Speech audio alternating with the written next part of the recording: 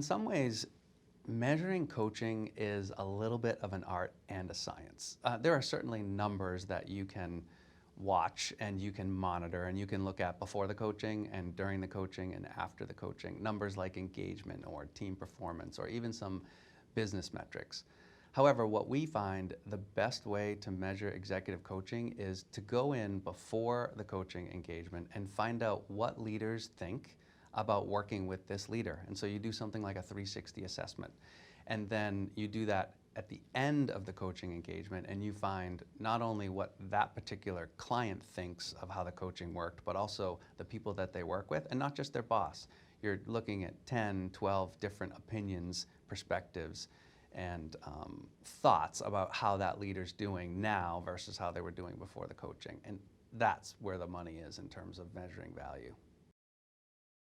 Organizations, when they think of executive coaching, they think of solving a problem where they come alongside of a leader and they're trying to fix something, either fill a gap or help them with a weakness, or maybe there's something that's just really getting in the way. And executive coaching can help with that, but really executive coaching is most powerful and most effective when you think of your high potential leaders, people who are showing the most potential to get to the next level. If you think of your leaders as something like a corporate athlete, then coaches come in and they can help that athlete play at a whole new level that they wouldn't be able to play at if they weren't getting executive coaching. We not only ask powerful coaching questions. If you think of executive coaching from sort of a pure standpoint, often pure executive coaches will only ask questions. They really see that's their role.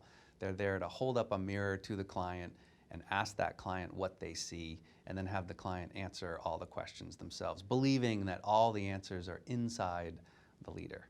And that can be a really powerful form of coaching. Sometimes that's exactly how we coach. But oftentimes we actually add a layer to that, and that's what we would call the layer of advising.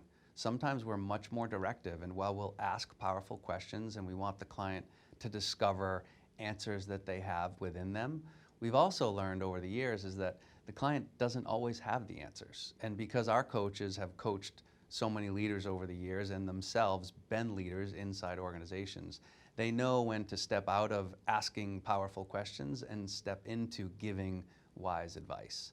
And that ultimately is what makes us unique in our coaching approach.